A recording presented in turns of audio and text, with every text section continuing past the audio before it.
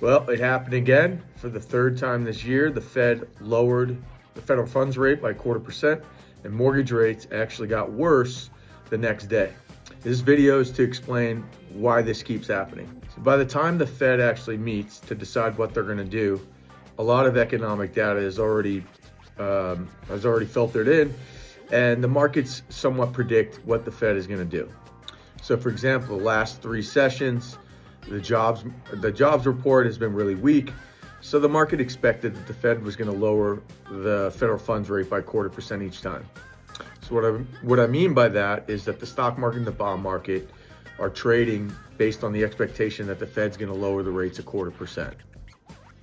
What happens on the day that the Fed actually lowers the rates is Fed Chair Powell speaks after he lowers the rates, and he gives an indication of what's going to happen down the road.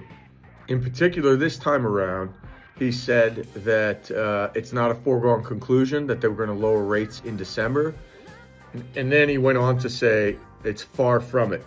This time around, Fed Chair Powell stated that lowering the rates in December was not a foregone conclusion, and he took it a step further, and this is what really moved the markets. He said, it's not a foregone conclusion, it's far from it.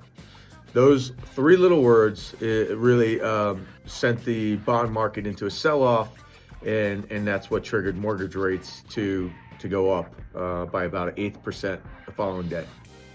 I would expect that once the federal shutdown's over and they can extract employment data, then we'll start to see the market anticipate another federal funds rate cut in December, and we'll start to gain back the ground we lost over the last 48 hours.